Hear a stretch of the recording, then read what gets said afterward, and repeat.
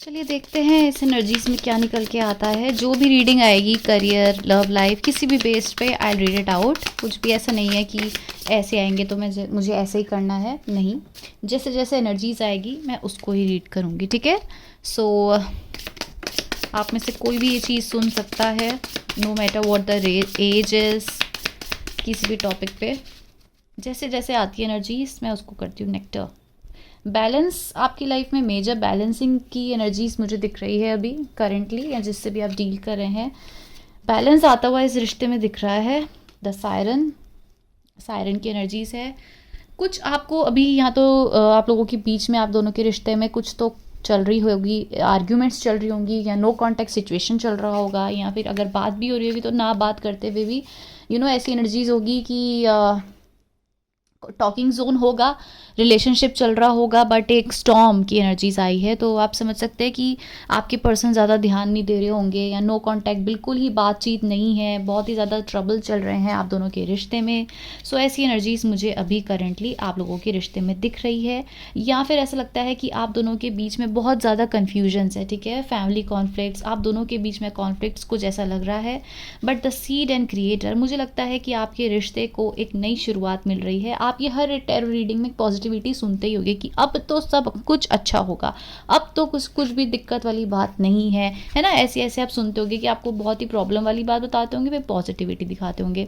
But अब ये cards देखो, एक अलर्टनेस है, आपको कहीं ना कहीं कहीं से साइंस मिल रहे होंगे, या कहीं ना कहीं आपका मन कह रहा होगा, डर रहे होगे आप किसी चीज़ को लेके, ठीक है। लेकिन यहाँ पर ऐसा लग रहा है कि इन सब चीज़ों के बाद, इन सब डिस्ट्रक्शंस के बाद, इन सब स्टॉपेजेस के बाद आपकी लाइफ में ना कुछ ऐसा हो रहा है, ऐसा होते हुए मुझे दिख रहा है कि आपकी लाइफ में अब एक पर्सन आ रहे हैं जो आपके लाइफ में मेंट टू बी वाले एनर्जीज है।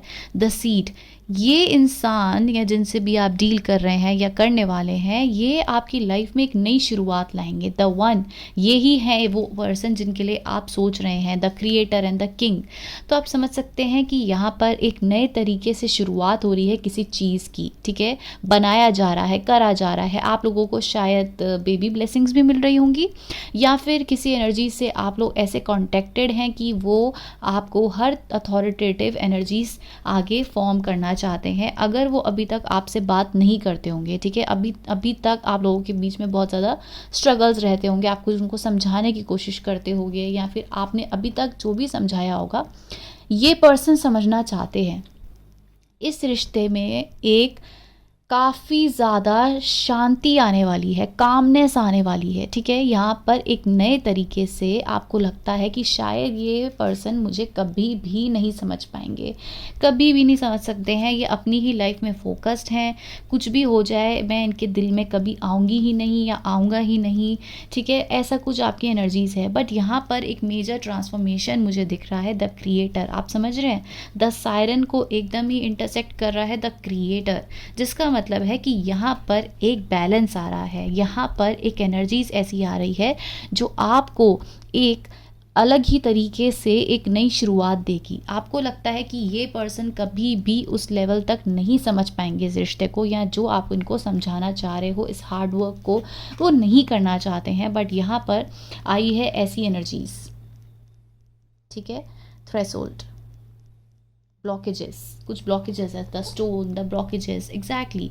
आप किसी ऐसे पर्सन से कनेक्टेड हैं, द किंग, जो बहुत ही अथॉरिटेटिव हैं, बहुत ही फुल्ली एनर्जीज में स्ट्रॉन्ग है।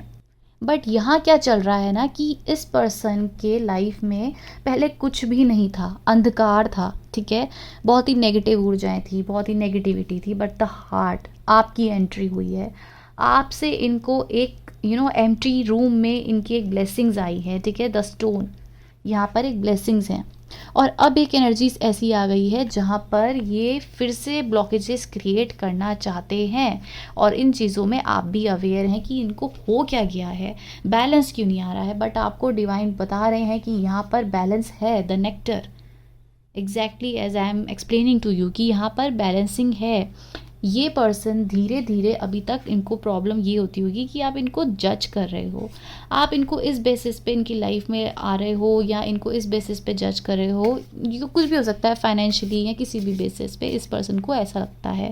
या आप इन्हें समझाने की कोशिश भी करते होगे तो लगता होगा आप लड़ रहे हो, आप इन्हें समझ नहीं सकते हो, ठीक है, इनकी एकदम ही एंगर इशू आ जाता होगा। बट अब ये आपके गुस्से को समझना चाहते हैं। अब ये नए तरीके से इस रिश्ते में शुरुआत करेंगे, थोड़ा सा समय ले रहे हैं, थोड़ा सा आप दोनों के रिश्ते को समझना चाह रहे हैं, बट इवेंचुअली ये आपकी तरफ ही इंक्लाइंड है, आपकी तरफ ही एनर्जीज इनकी आ रही है। बट यहाँ पर अभी ऐसा एनर्जीज है जहाँ पर ये ब्लॉकेजेस हैं, जहाँ पर ये समझ रहे हैं इस रिश्ते को, या आपकी एनर्जीज को समझ रहे हैं, ठीक है।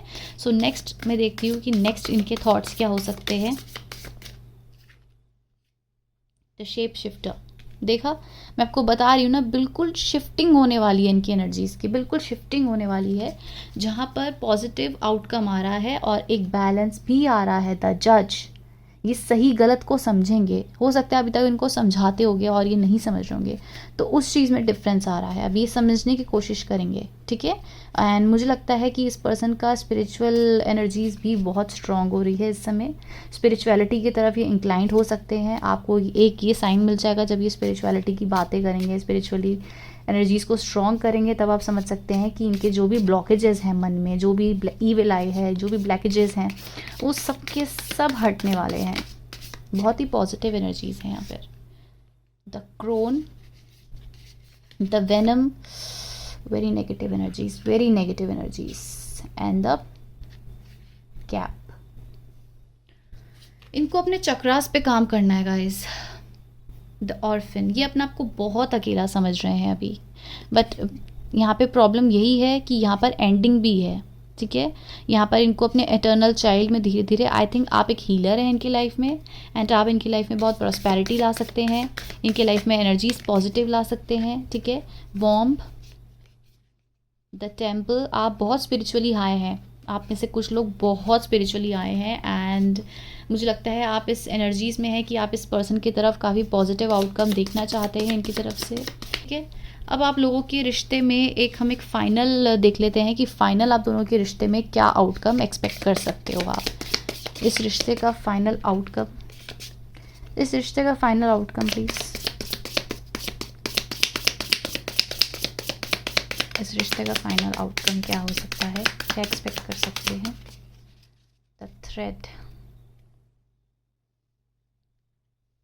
मुझे लगता है कि यहाँ पर ना देखो, जो भी आउटकम आ रहा है आप इस चीज़ को समझना कि हर किसी की रीडिंग आपसे रेजोनेट करे या ना करे, हमारे बर्थ प्लेसमेंट, बर्थ चार्ट्स को भी देखना पड़ता है। क्या पता आपकी उस रिश्ते से मैरिज लिखी हो, क्या पता एकदम ही ब्रेकअप आपको बोला जाए कि ख़त्म करो इस पर्सन से, तो नेगेटिव है, तो उस बेस पे होता है। बट ये इंट्यूशंस है, एंटरटेनमेंट पर्पस है, एंड उसमें थ्रेड आया है, तो मैं आपको एक्सप्लेन करती हूँ।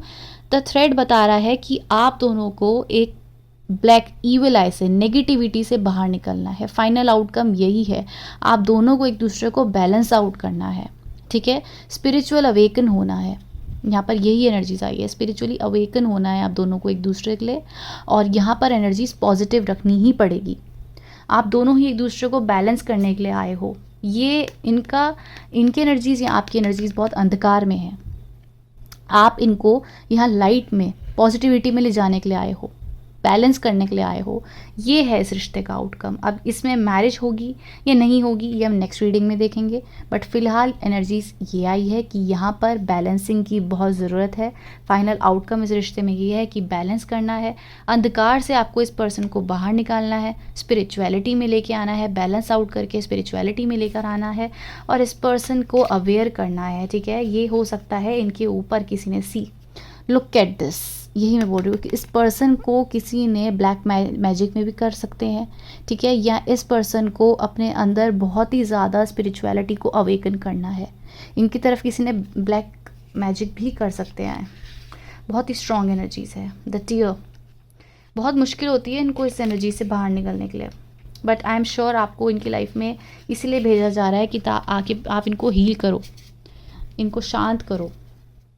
यस, कैप्रिकॉन्स के लिए गाइडेंस, द केव, आपको हीलिंग के लिए ही बोला जा रहा है। द किस, आप इनकी लाइफ में प्यार ला सकते हो, इनकी लाइफ में कामनेस ला सकते हो। आप इनकी लाइफ में समझो कि आप बहुत ही ज़्यादा सुकून, समझो एक इंसान जल रहा है और आप उनके लाइफ में एक बर्फ़ की तरह आ गए हो सुकून देने के लिए, उनकी शैडो साइड पे काम करवाने के लिए। ठीक है, आपको गाइडेंस यही दी जा रही है कि आप इनको हील करने के लिए हो and work on this energies. ज़्यादा प्रेशर नहीं लेना है, अगर आपको लगता है कि ऐसा नहीं है तो आप इस वीडियो को स्किप भी कर सकते हैं। ठीक है, so that's the energies. Thank you so much for watching guys, bye bye.